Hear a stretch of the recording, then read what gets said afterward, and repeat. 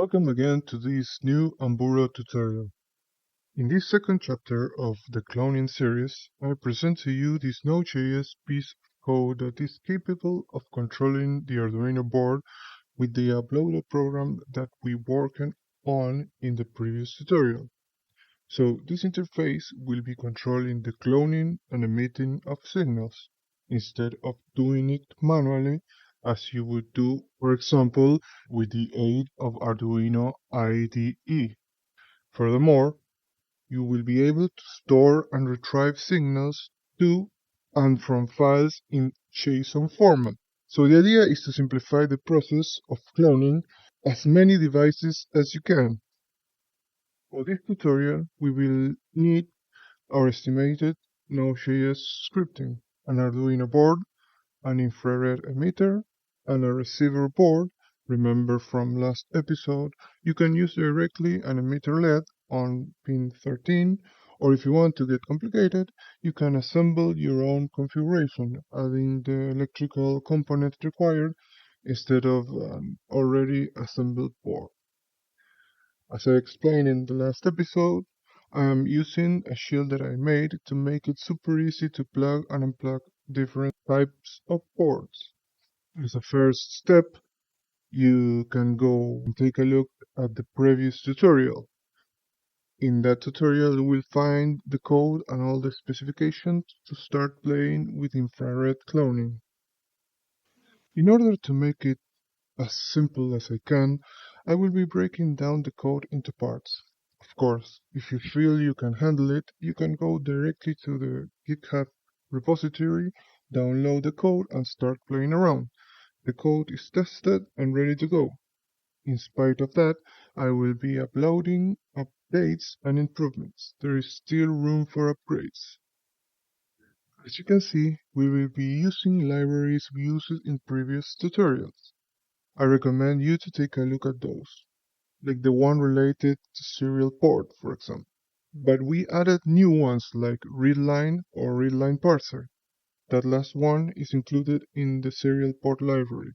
You will also see the variables declaration required for all the functionalities the simple code provides.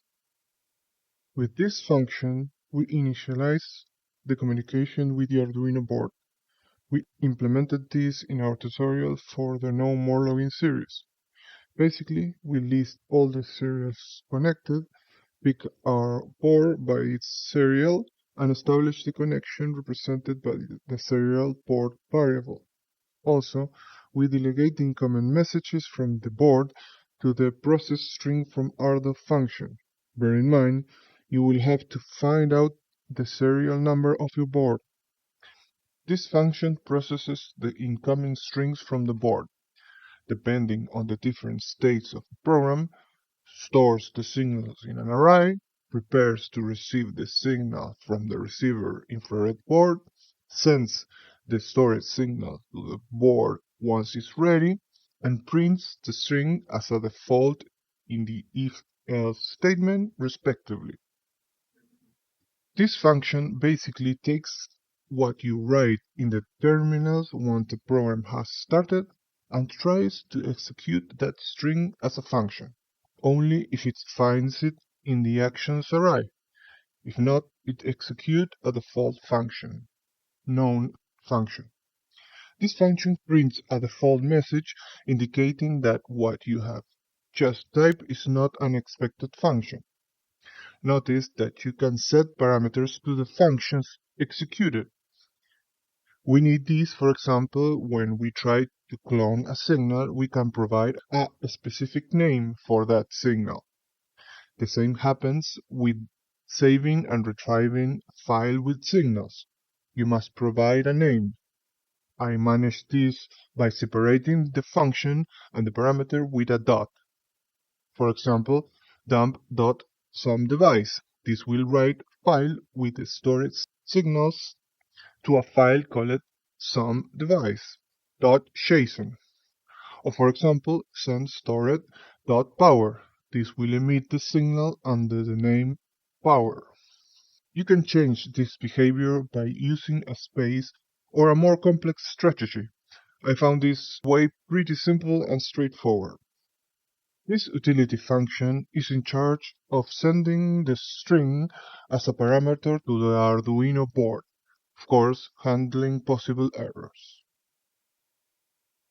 These utility functions help us to write and read files to the folder in which Node.js code is located, files containing the array with the different cloned signals in JSON format, like the example you see in the screen.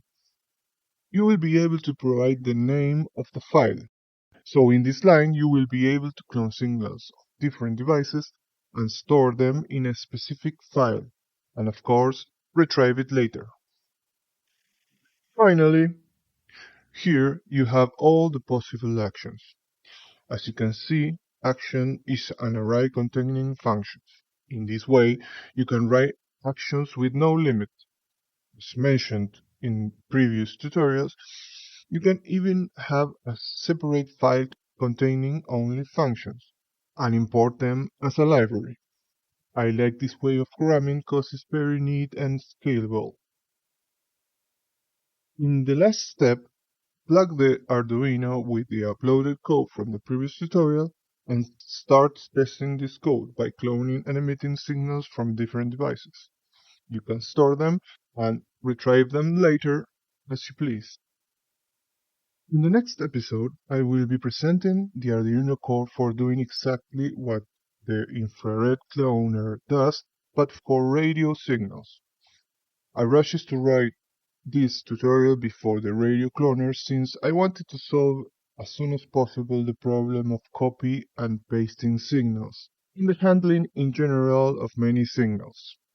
Also, for future tutorials, I will use this interface, maybe a little bit enhanced, to take a big leap and use it to automate all we have cloned and connect it to other series like voice control ones, Android and browser. See you in the next one.